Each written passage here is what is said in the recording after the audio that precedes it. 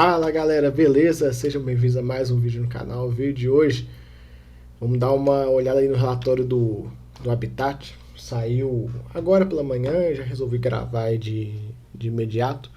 Então, bora pra tela. A gente vai dar uma conversada e tal. Tem uns pontos interessantes pra gente comentar. E vamos seguindo aqui. Esse é um fundo que muita gente já conhece, é um fundo de CRI. As informações gerais dele aí, eu não vou passar por elas, vou só deixar na tela aí, quem quiser dar uma pausa no vídeo para olhar com mais calma, mas o único ponto de comentar aqui é que o PVP dele, no valor, a última hora que eu olhei o valor antes de gravar esse vídeo, tá sendo negociado com um prêmio de 12%. Esse é um fundo que historicamente ele vem com um prêmio, né?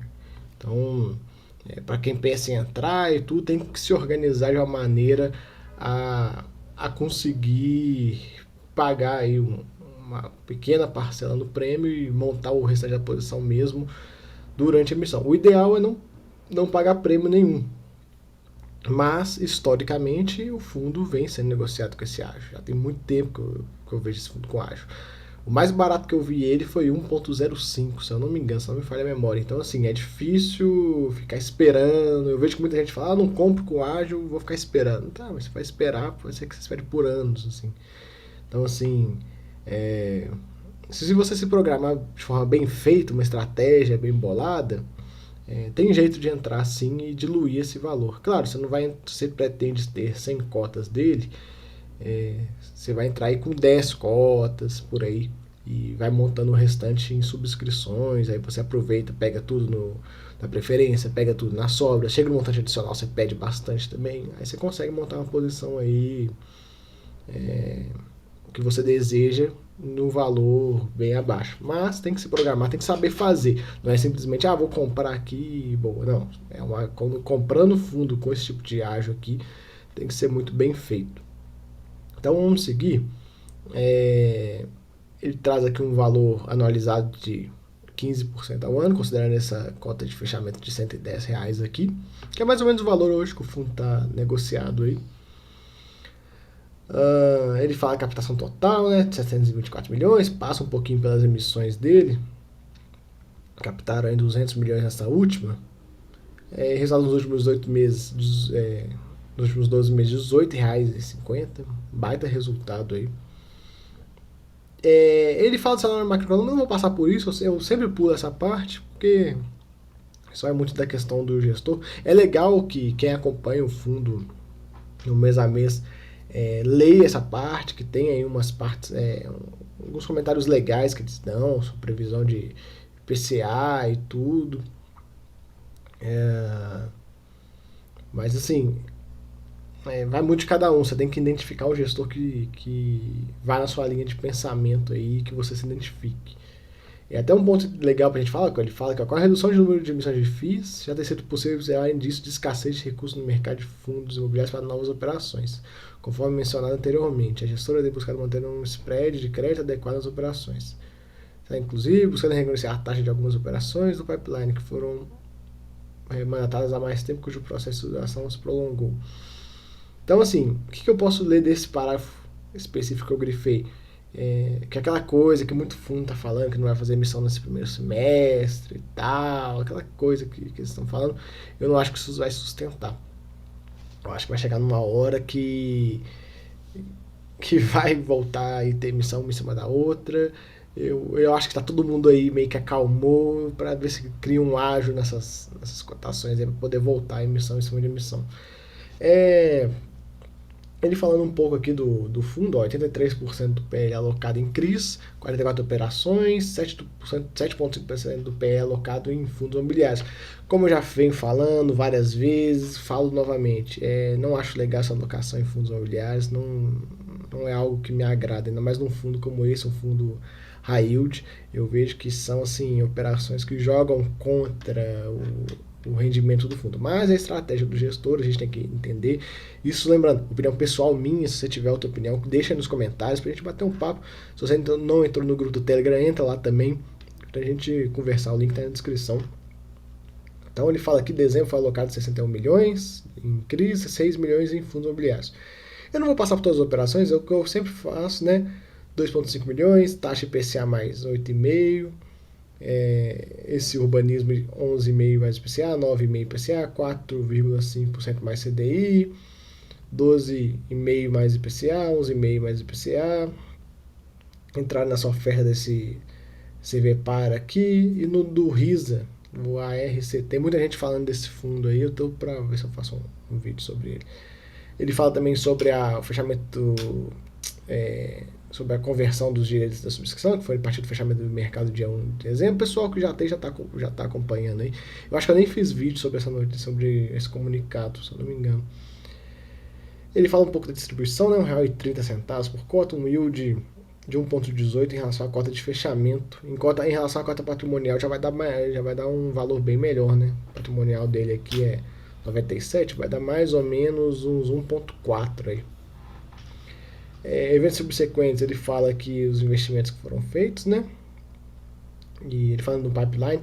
E eu acho legal um ponto que a gente fala que é o seguinte: quem já viu os outros vídeos do canal, os vídeos sobre pré-pagamentos e tudo que eu falo especificamente do HCTR, lembra que eu pegava muita informação do relatório do Habitat para me embasar e tudo, porque o Habitat recebia os mesmos pré-pagamentos, as mesmas operações. E agora a gente vê que o Habitat saiu dessas operações, ele está em um outro CRI que tem lá no HCTR, nos outros fundos, e a gente vê que não tem mais pré-pagamento. Parou a ciranda. Então, assim, isso é a sinalização muito interessante do pessoal da Habitat, que eles pensaram no seu cotista, né? Não pensaram simplesmente na operação e tudo, é aquela coisa, né, de ficar girando operação alheia. Não, eles pensaram no cotista deles, saíram fora, pegaram o dinheiro que eles receberam do pré-pagamento e tocaram a vida. Então, assim, a gente vê que parou os pré-pagamentos. É muito bom isso, né? A gente vê que o fundo não quis mais ficar nessa ciranda aí de ficar refinanciando esses CRIs. Então, ponto aí para a gestão do Habitat, do Habitat, e achei bastante interessante esse movimento deles. Eu já vinha comentando disso, né, que o Habitat estava saindo fora e tudo, aconteceu o pré-pagamento, ele não voltava, e agora, ó, parou. Esse mês não teve. Então, assim, é bastante interessante a gente ver isso, ver como são dois fundos, operações que tinham nos dois, e como é que um fundo pensou no cotista e o outro não pensou. Esse fundo aqui, ele viu que era o melhor para o cotista dele, botou o dinheiro em outras operações e seguiu a vida. E não está tendo mais esse problema aí, o que ocorre. Ele fala um pouco da alocação, foi 189 milhões de capital, ele até pegou aqui, ó, 198, eu peguei de uma outra fonte, deixa eu até tirar aqui, 198 milhões que ele pegou aí nessa última, e já alocou 169. A alocação desse fundo ela não é tão rápida assim, eles fazem com mais calma, a gente vê 25, 66, 61, 16 e 169. Janeiro aqui até o dia 20, aí o relatório saiu hoje, já alocaram 16. Então, assim, é um fundo que tem que ter um pouquinho mais de paciência com essa alocação. Tem muita gente que reclama e tudo, mas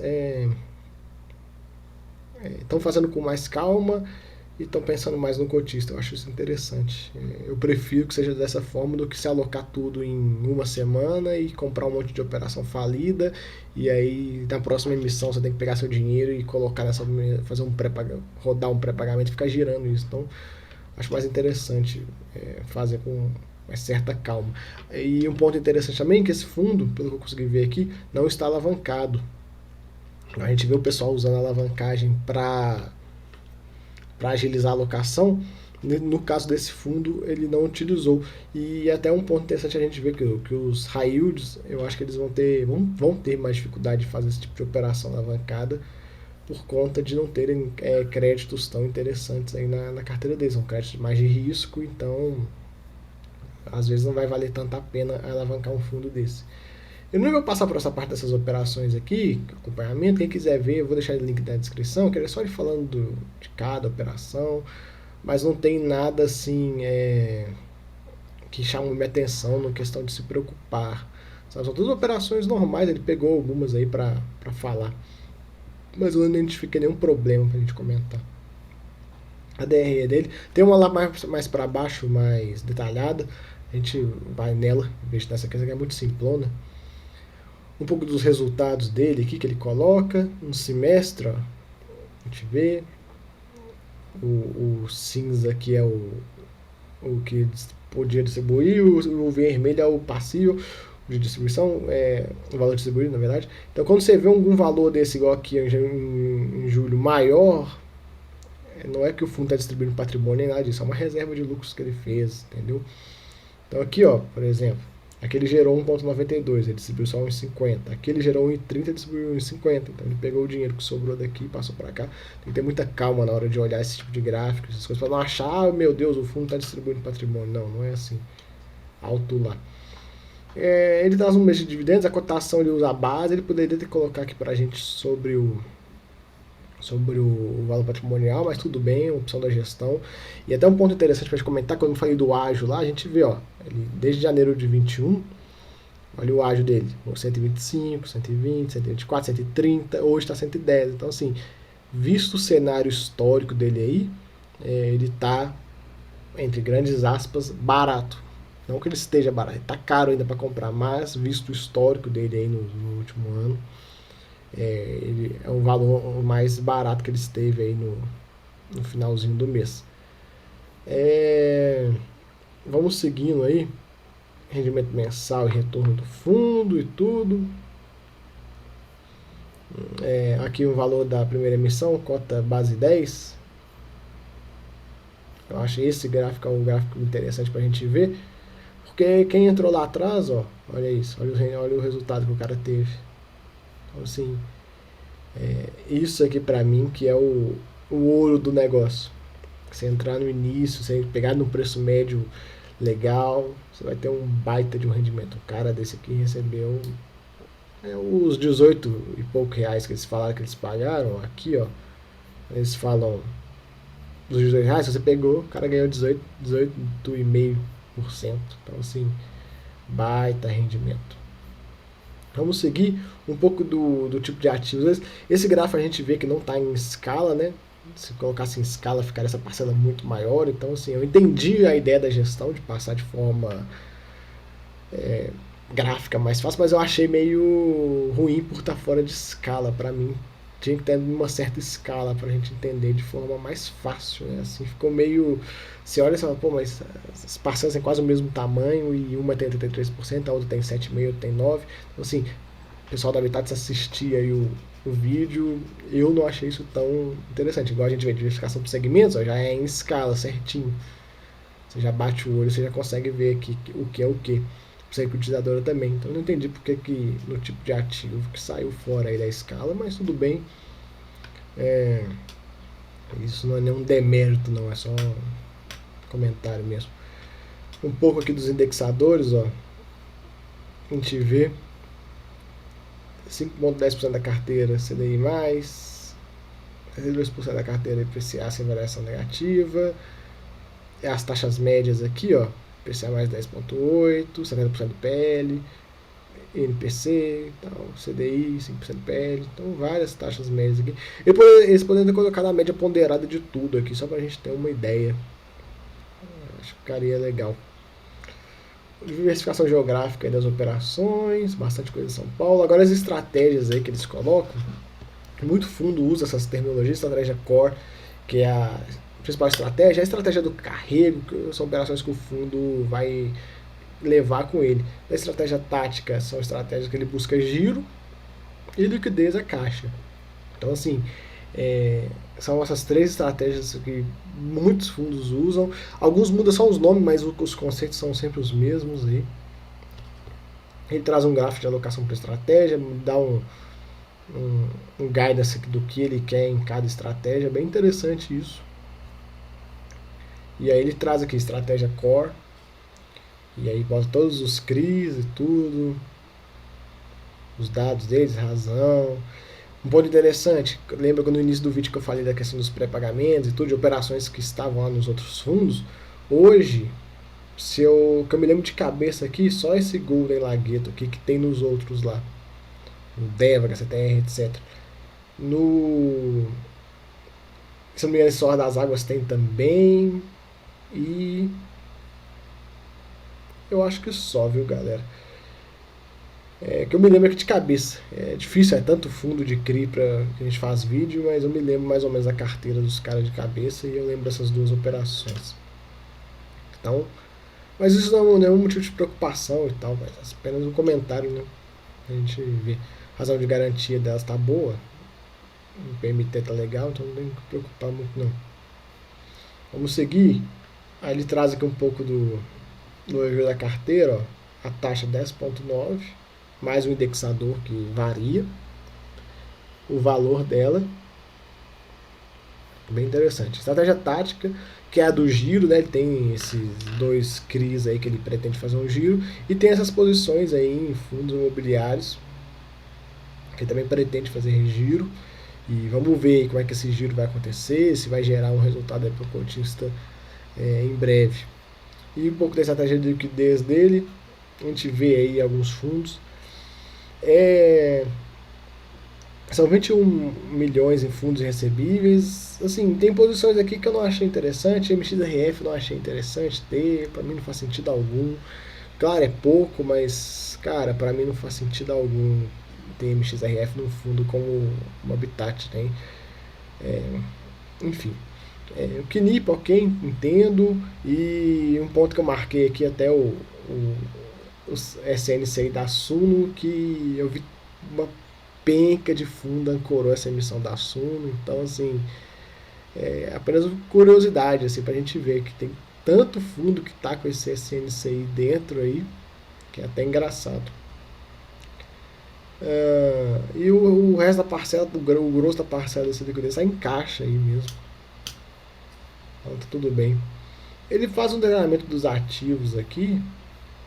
Não tem muito o que falar, eu não vou passar por tudo. Ele traz até que a razão de garantia mínima, 125%, e não tem aqui, ó, nessa. A gente vê aqui, ó, aqui não tem. Então, outro ponto também legal, pessoal, se chegar a assistir o vídeo, colocar aqui entre parênteses a razão mínima. Tem até espaço aqui, dá pra você ver que a fonte está bem centralizada. Porque senão você tem que ver, eu quero ver desse Golden Lagueto, então é 153, ó, tem que vir aqui, descer e olhar. Eu quero ver esse BRDU, tem que vir aqui, subir, entendeu? Vocês entenderam o processo? Torna o processo todo bem mais difícil de acompanhar. Claro, esse é um fundo que tem relatório de risco e tal, é bem mais tranquilo de acompanhar.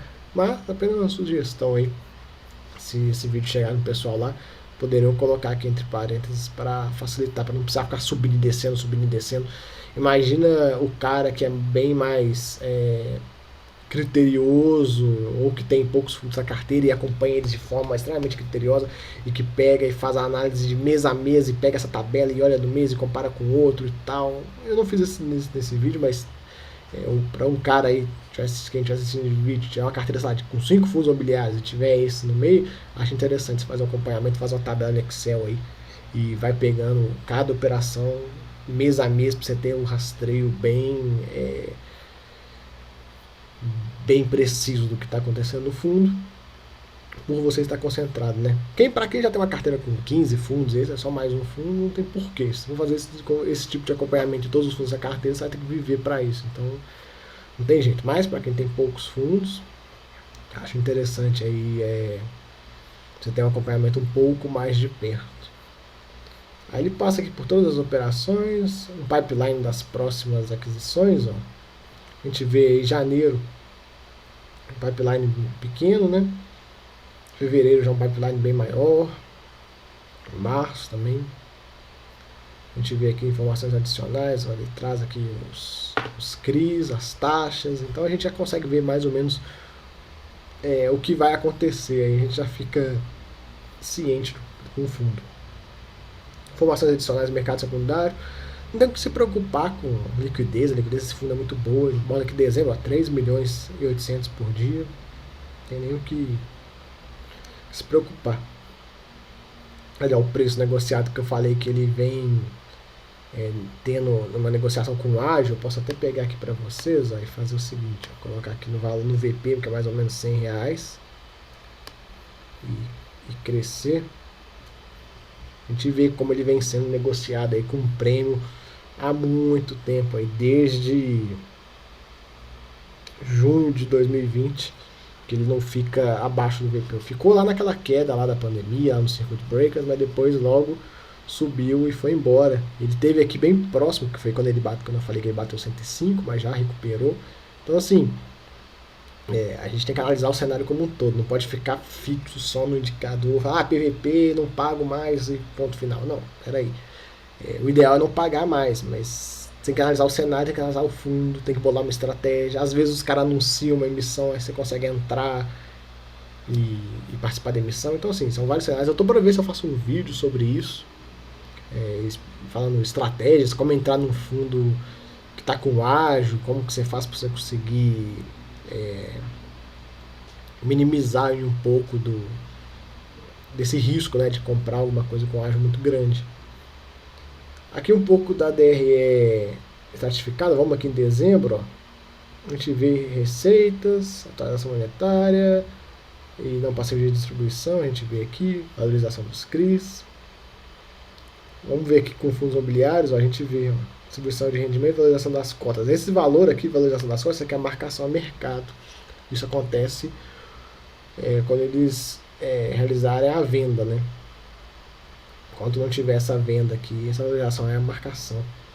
E ele traz mais alguns pontos aqui de taxas e tudo, o resultado líquido passivo de distribuição, o valor de 1,13, e ele distribuiu 1,30 aí. Distribuiu 1,30 aí.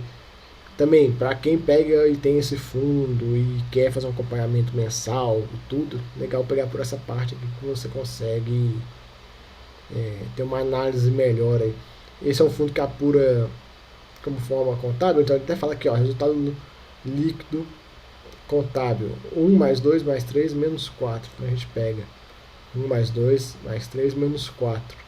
E o resultado líquido, passivo de distribuição, 1A, 1B, 2A, 3 menos 4. Então vamos lá. 1A, 1B, então 1A, 1B, vou até marcar aqui, ó, 1A, 1B, 1A, 1B, 2A, 2A, foi o que eu falei, distribuição de rendimentos, 3 menos 4. Então 3, receita de fundo de liquidez, que é o caixa, e menos as despesas. Então, como eu falei, essa parte aqui, a valorização de cotas e valorização dos CRIs, isso é a marcação que eles estão fazendo. Eles não podem distribuir essa marcação. Em teoria, se eles quisessem fazer um absurdo de distribuir marcação a mercado, em teoria eles poderiam fazer. Claro, na prática, fazer um negócio desse é uma tremenda cagada, mas na teoria eles poderiam. Então fica aqui a questão do lucro, ele traz mais ou menos um pouco do contábil, o lucro caixa, né, o lucro líquido aqui. Até fala aqui, ó, a transação monetária não passivo de distribuição não contabilizou no caixa. Então aqui, ó, a transação monetária não passivo de distribuição. Esse dinheiro não passou pelo caixa do fundo, ó, esses 1 milhão aqui. Então, sim, esse assunto de lucro caixa, lucro contábil, ele é um assunto muito complexo. Eu tô para ver se eu faço um vídeo bem completo sobre isso. Eu ver se eu tenho que trazer alguém para explicar sobre esse assunto. O que eu conheço assim, é um conhecimento mais de cotista, não é aquele conhecimento de, sabe, um cara especialista, de um gestor de fundo, de alguém que trabalha com contabilidade efetivamente, que entende sobre esse assunto de maneira com domínio. Eu entendo essas coisas, de pegar, bater uma DRE, olhar, ver o que é o que e tal, mas como eu falei, eu não sou especialista nesse assunto contábil. E eu tô para ver se eu consigo trazer alguém aqui pro canal, para ver se eu faço esse vídeo explicando, né, um pouco sobre esse assunto. Esse assunto ele é bem complexo assim, de explicar de forma rápida no vídeo, então tem que ser um vídeo dedicado, vai ser um vídeo longo e tal. Então fica aí o vídeo sobre o Habitat. Não tem muito o que se preocupar, o fundo está rodando bem, não teve pré-pagamento, a gestão tomou um caminho que eu gostei muito. Eles focaram aí no cotista deles. Largaram essas operações aí que a gente estava vendo que estava dando problema e seguiram a vida deles. Ponto Habitat, pensou no cotista, é isso aí que a gente quer ver. Fechou, galera? Valeu, fui!